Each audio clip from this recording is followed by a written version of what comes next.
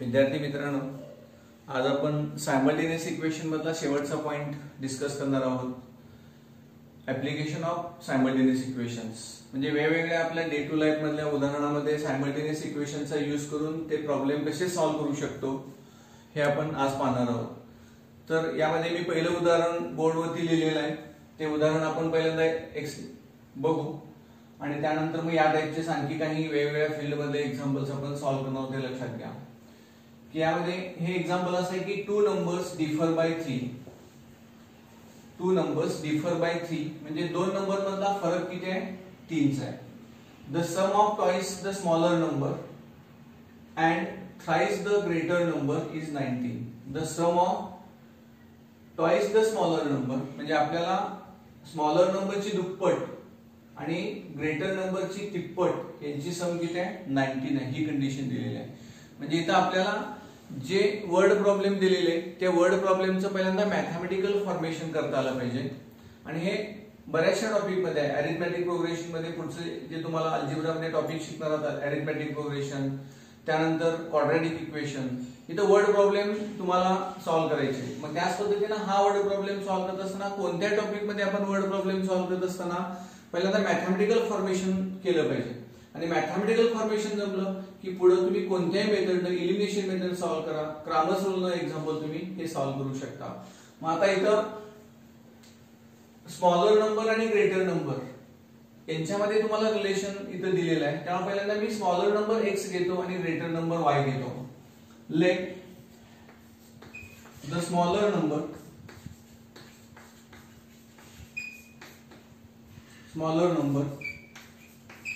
be x and the greater number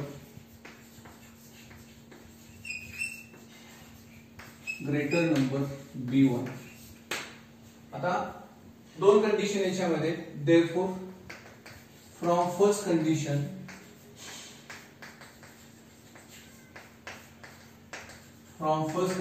काय सांगितलेलं आहे बघा, टू नंबर्स डिफर बाय 3 म्हणजे त्या दोन नंबर मधला फरक किती आहे?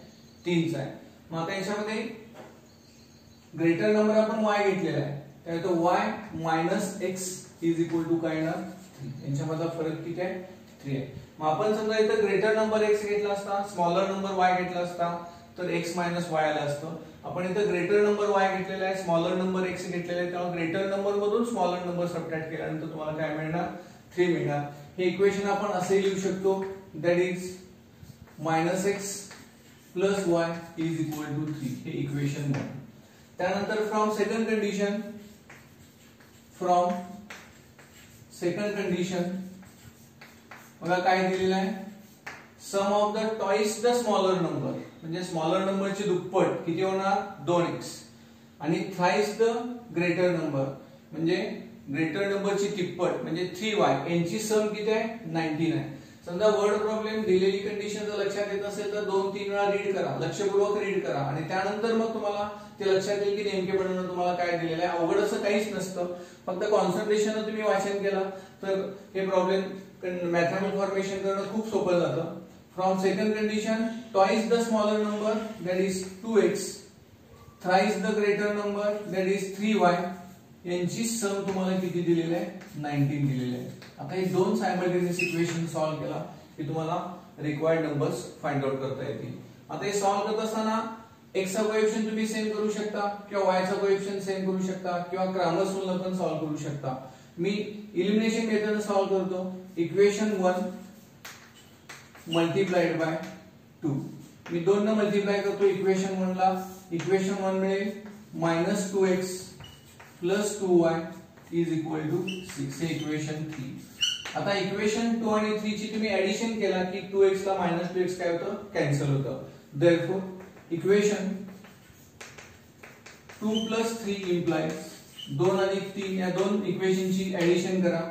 2x plus 3y is equal to 19 plus minus 2x plus 2y is equal to 6. या दोघांच्या ऍडिशन मध्ये plus 2x minus 2x cancel, 3y plus 2y 5y आणि 19 प्लस 6 25. 5 ने तुम्ही राइट साइडला डिवाइड केला तर तुम्हाला y ची व्हॅल्यू मिळते 5. आता ही व्हॅल्यू इक्वेशन 1 2 3 कोणत्याही इक्वेशन मध्ये घाला तुम्हाला x ची व्हॅल्यू मिळेल. Putting y is equal to 5 in equation 1. He value equation 1 मध्ये जर आपण घातला तर -x + 5 is equal to 3. therefore he term इकडे प्लस करा आणि ही टर्म इकडे मायनस करा. 5 - 3 2 म्हणजे x ची व्हॅल्यू तुम्हाला काय मिळते 2. therefore the required two numbers are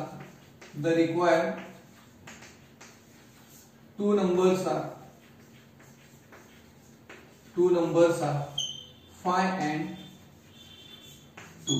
आता ह्या दोन व्हॅल्यू आपण फाइंड आउट केल्या तर दिलेल्या कंडिशन प्रमाणे हे करेक्ट येते का नाही ते तुम्ही चेक करा. म्हणजे आपण आन्सर फाइंड आउट केलं टॅली करून बघू शकतो. दोन नंबर मधला डिफरन्स 3 आहे. 5 - 2 3 येतो. त्यानंतर स्मॉलर नंबरची दुप्पट किती येते बघा 4. ग्रेटर नंबरची तिप्पट किती होते बघा 15. 15 + 4 किती येतं 19 येतं. म्हणजे आपण फाइंड आउट केलं आन्सर हे करेक्ट आहे लक्षात घ्या. बघा सेकंड एक्झाम्पल. आता याच्यामध्ये हे जॉमेट्रिकल मी एक्झाम्पल दिलेलं आहे. भूमितीबद्दल एक्झाम्पल दिलेलं आहे. एक्झाम्पल काय आहे बघा. The perimeter of rectangle is 40 centimetre. Perimeter of rectangle is 40 centimetre. आता कोणत्याही जॉमेट्रिकल फिगरची पेरिमीटर म्हणजे ऑल साइडची सम हे लक्षात ठेवा. ऑल साइडची सम. त्यामुळे रेक्टँगलची पेरिमीटर काय येते 2 लेंथ + 2 ब्रेथ ही पेरिमीटर येते लक्षात घ्या. त्यावर तुम्हाला इनडायरेक्टली कंडिशन दिलेली आहे. त्यामुळे तुम्हाला रेक्टँगलची पेरिमीटर चा फॉर्म्युला माहित पाहिजे तरच ही पहिली कंडिशन वरनं पहिले इक्वेशन फाइंड आउट करता येणार आहे लक्षात घ्या. त्यानंतर the length of the rectangle is more than double its breath. म्हणजे लेंथ ही ऑब्वियसली काय असणार आहे मोठी असणार आहे. तेव्हा लेंथ जी आहे ती काय सांगितलेली आहे ब्रेथच्या दुप्पटीपेक्षा 2 न जास्त आहे. बघा is more than double its breath.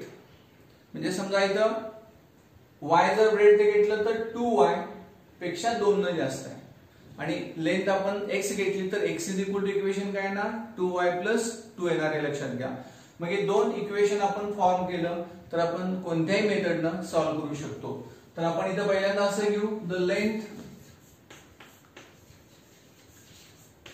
the length of rectangle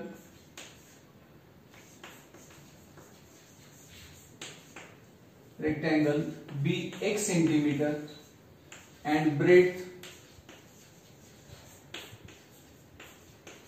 be y centimetre. बघा लेंथ आपण 1 सेंटीमीटर घेतलं आणि ब्रेथ y सेंटीमीटर घेतलं. सिन्स पेरिमीटर ऑफ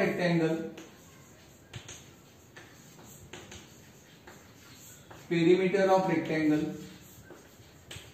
म्हणजे दिलेलं आहे तुम्हाला इज किती दिलेलं आहे बघा 40 सेंटीमीटर. दॅट इज पेरिमीटरचा फॉर्म्युला काय 2 length + breadth is equal to 40. हे लक्षात आलं का बघा. म्हणजे याच्यामध्ये आपण जर असा रेक्टँगल फाइंड आउट केला ड्रॉ केला यामध्ये समजा आपण x ही लेंथ घेतली आणि y ब्रेथ घेतली तर x + x 2x आणि y + y 2y. म्हणजे 2 जर तुम्ही कॉमन घेतला तर 2 times length + breadth is equal to perimeter येतं. त्या कंडिशन वरून आपण हा पहिले इक्वेशन फाइंड आउट केलं. समजा 2 ने आपण डिवाइड केलं तर x + y is equal to 20 हे पहिलं इक्वेशन मिळतं. त्यानंतर फ्रॉम सेकंड कंडिशन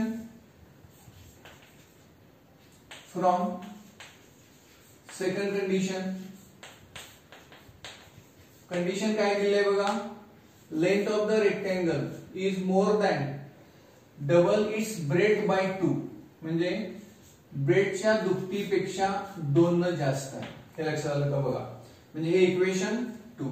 आता आपण क्रामर्स रूल किंवा एलिमिनेशन मेथड न यूज करता डायरेक्ट इथे तुम्हाला x ची व्हॅल्यू मिळालेली आहे. त्याला आपण सबस्टिट्यूशन मेथड म्हणतो की x ची व्हॅल्यू इक्वेशन 1 मध्ये घातला की तुम्हाला x एलिमिनेट होईल आणि y ची व्हॅल्यू फाइंड आउट करता येईल. त्यामुळे मी असं लिहितो पुटिंग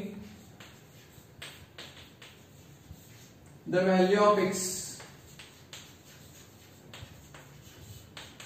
इन इक्वेशन 1. इक्वेशन 1 मध्ये ही व्हॅल्यू घालू आपण.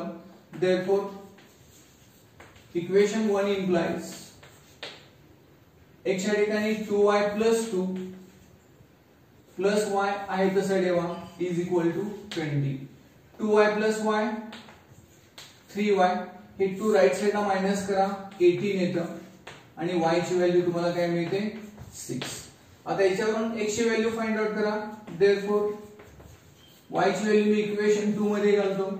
Equation 2 implies x is equal to 2 * 6 12 + 2 म्हणजे ही व्हॅल्यू काय मिळते तुम्हाला 14. Therefore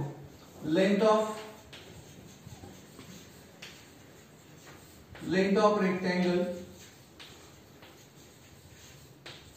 B 14 centimeter and breadth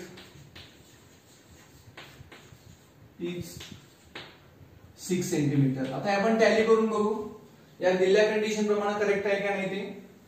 perimeter किती येणार बघा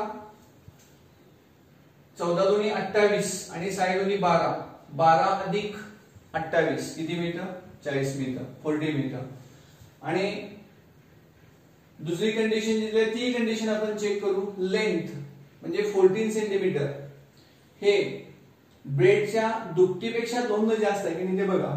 6 ची डबल किती होणार 12 आणि 12 + 2 किती होतं 14 सेंटीमीटर. म्हणजे आपण जे आन्सर फाइंड आउट केलं ते करेक्ट आहे. त्यानंतर आपण नेक्स्ट एक्झाम्पल बघू. नेक्स्ट प्रॉब्लेम बघा. क्वेश्चन काय आहे. The denominator of a fraction is 4 more than twice its numerator. म्हणजे इथं तुम्हाला फ्रॅक्शन मधल्या न्यूमरेटर आणि डिनॉमिनेटरचं रिलेशन दिलेलं आहे. म्हणजे इथं तुम्हाला पहिल्यांदा वाचत असताना लक्षात आलं पाहिजे की पहिल्यांदा न्यूमरेटर आपण x घेतला की डिनॉमिनेटर y घ्या. म्हणजे फ्रॅक्शन काय होणार x/y. मग पहिली कंडिशन काय आहे बघा. The denominator of a fraction is 4 more than twice its numerator. म्हणजे डिनॉमिनेटर आपण y जर घेतला तर y इज इक्वल टू काय येणार 2x + 4 येणार. त्यानंतर denominator becomes 12 times the numerator. बघा डिनॉमिनेटर हा 12 पटीने जास्त होणार कोणाच्या न्यूमरेटरच्या. कधी होणार if both the numerator and denominator are reduced by 6. Reduced by म्हणजे काय कमी केलं. म्हणजे न्यूमरेटर आपण x घेतलाय तो काय होणार x - 6 आणि डिनॉमिनेटर y घेतलेला आहे तो रिड्यूस करून काय होणार y - 6. हे 6 जर आपण रिड्यूस केलं तर डिनॉमिनेटर हा काय होतो 12 टाइम्स द न्यूमरेटर. म्हणजे y - 6 is equal to 12 into bracket x - 6. हे सेकंड कंडिशन होणार. आणि दोन इक्वेशन सॉल्व्ह केलं की आपल्याला तो फ्रॅक्शन x आणि y च्या व्हॅल्यू मिळाल्या की तो फ्रॅक्शन फाइंड आउट करता येतो. मग आपण या पद्धतीने घेऊ. Let the numerator and denominator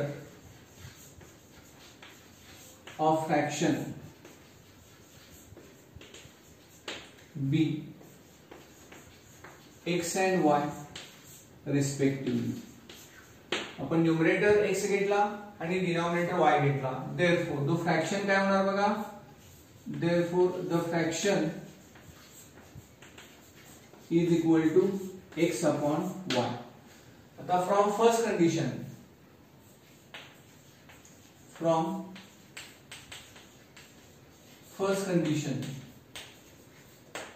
the denominator of a fraction म्हणजे y 4 more than twice its numerator म्हणजे न्यूमरेटरच्या दुप्पटीपेक्षा काय आहे 4 ने जास्त आहे. मग आता हे इक्वेशन तुम्ही तयार केला तरी चालतं किंवा सबस्टिट्यूशन मेथड y ची व्हॅल्यू डायरेक्ट दुसऱ्या इक्वेशन मध्ये यूज केला तरी चालतं. म्हणजे ते कॅल्क्युलेशन वर्ग कमी होतं लक्षात घ्या. किंवा तुम्हाला ही मेथड अवघड वाटत असेल तर एलिमिनेशन मेथडने सॉल्व्ह केला तरी चालतं. आणि लास्ट लेक्चरला एक मेथड शिकवलेली ती क्रामर्स रूल. त्या क्रामर्स रूलने तुम्ही सॉल्व्ह केलं तरी पण चालतं. तेव्हा मी इक्वेशन 1 लिहितो. फ्रॉम सेकंड कंडिशन काय ना y - 6 is equal to 12 times x - 6 म्हणजे डिनॉमिनेटर इज 12 टाइम्स न्यूमरेटर. कधी न्यूमरेटर डिनॉमिनेटर 6 ने रिड्यूस म्हणजे काय कमी केल्यानंतर ही कंडिशन येते. म्हणजे आपण हे इक्वेशन जर आपण सॉल्व्ह केलं तर y - 6 = 12 न ब्रॅकेट मध्ये मल्टिप्लाय करा 12x - 72. म्हणजे इक्वेशन तुम्हाला हे असं मिळतं. ही व्हॅल्यू मी इकडे मायनस करतो आणि ही इकडे प्लस करतो. म्हणजे 12x - y - 6 + 72 किती येतं 66. बघा म्हणजे 12x - y = 66 हे सेकंड इक्वेशन. आता इथं ही व्हॅल्यू तुम्ही न घालता जर इथं आपण हे इक्वेशन जर असं तयार केलं दॅट इज 2x - y = -4. हे इक्वेशन जर आपण 1 घेतलं तर इथं -y आणि इथं -y सेम कोएफिशिएंट आहे. त्या दोघांची जर सबट्रॅक्शन केला इक्वेशन 1 - 2 करा किंवा इक्वेशन 2 - 1 करा तुम्हाला y लिमिट होतो आणि x ची व्हॅल्यू मिळते. किंवा y ची व्हॅल्यू तुम्ही इथे यूज केला तरी पण आपण हे म्हणजे x आणि y ची व्हॅल्यू फाइंड आउट करता येतात. म्हणजे putting the value of y in equation 2 we get the result. म्हणजे दोन्ही मेथड आपण हे एक्झाम्पल सॉल्व्ह करता येतं. याच्यामध्ये सोपी मेथड म्हणजे ऑलरेडी रेडीमेड y ची व्हॅल्यू आहे ती मी इथे यूज करतो. Putting the value of y putting the value of y is equal to 2x plus 4 in equation 2 we get equation 2 मध्ये मी व्हॅल्यू यूज करतो 12x मायनस y ची value काय आहे बघा 2x plus 4 मायनस साइन असल्यामुळे मी bracket मध्ये लिहितो is equal to 66. आता हे सॉल्व करा 12x minus 2x minus 4 is equal to 66. Therefore 12x minus 2x 10x. इथं एक लक्षात ठेवायचं की ब्रॅकेटच्या बाहेर मायनस साइन असेल तर ब्रॅकेट सॉल्व करत असताना प्रत्येक टर्मचं साइन बदलतं. इथं तुम्ही -2x आणि +4 लिहिला की आन्सर रॉंग. त्यामुळे हे 12x minus 2x 10x आणि हे +4 आहे ते इकडं राईट साइडला -4 आहे ते +4 करा म्हणजे ही व्हॅल्यू होते 70. त्या x ची व्हॅल्यू मिळते तुम्हाला 7. ही व्हॅल्यू इक्वेशन 1 मध्ये यूज करा तुम्हाला y ची व्हॅल्यू मिळते. Equation 1 implies y is equal to 2 into 7 14 plus 4 is equal to 18. म्हणजे x ची व्हॅल्यू तुम्हाला 7 मिळाली y ची व्हॅल्यू 18 मिळाली. Therefore the fraction the required fraction will be काय ना 7/18. आता आपण हे टॅली करून बघू की पहिल्या कंडिशन प्रमाणे काय येतं बघा फ्रॅक्शन मध्ये डिनॉमिनेटर हा न्यूमरेटरच्या दुप्पटीपेक्षा 4 जास्त आहे. न्यूमरेटरची दुप्पट किती होते 14 आणि त्याच्यामध्ये +4 ऍड करा म्हणजे 18 होतं. म्हणजे पहिली कंडिशन सॅटिस्फाय होते. आता दुसरी कंडिशन बघा इथं तुम्ही न्यूमरेटर मधून आणि डिनॉमिनेटर मधून 6 जर रिड्यूस केला म्हणजे इथून 6 रिड्यूस केला की न्यूमरेटर किती होणार 1. डिनॉमिनेटर मधून ते 6 रिड्यूस केलं तर किती होणार डिनॉमिनेटर 12. हा न्यूमरेटरच्या 12 टाइम्स आहे की नाही बघा म्हणजे 12 पट आहे. लक्षात आलं. म्हणजे आपण जे फाइंड आउट केलेला आन्सर हे करेक्ट आहे. या टाइपचा आणखी एक आपण एक्झाम्पल बघू.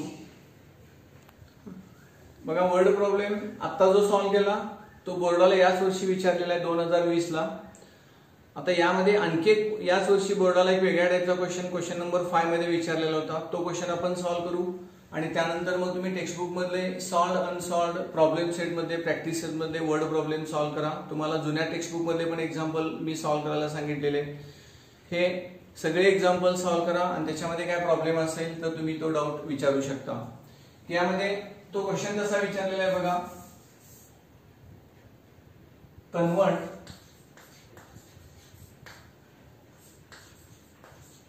the following equations into simultaneous equations and solve it. बघा प्रॉब्लेम कसा आहे. इक्वेशन कसे दिलेत बघा. √x/y is equal to 4 and 1 upon x plus 1 upon y is equal to 1 upon xy. बघा थोडं वेगळ्या पद्धतीने हा पॅटर्न क्वेश्चन नंबर 5 मध्ये 3 मार्काला विचारलेला आहे आणि लास्ट जो वर्ड प्रॉब्लेम सॉल्व्ह केला तो सुद्धा 3 मार्काला विचारलेला आहे. लक्षात घ्या. म्हणजे याचं सायमल्टेनियस इक्वेशन मध्ये कन्व्हर्जन करून ते आपल्याला सॉल्व्ह करायचं आहे. आपण हे सॉल्व्ह करू. स्टेप्स बघा कशा आहे ना. Given equation root x upon y is equal to 4 आणि 1 upon x plus 1 upon y is equal to 1 upon xy. आता इथं हे स्क्वेअर रूट कॅन्सल करण्यासाठी आपण दोन्ही साइडचा स्क्वेअर करू. On squaring we get x upon y is equal to 16. Therefore x is equal to 16y. म्हणजे तुम्हाला हे इक्वेशन काय मिळतं. x minus 16y is equal to 0. हे इक्वेशन 1. आता सेकंड इक्वेशन सायमल्टेनियस मध्ये कन्वर्ट करताना काय करा. हे डिनॉमिनेटर मध्ये जे xy आहे ते xy ने थ्रू आउट मल्टिप्लाय करा. मल्टिप्लाइंग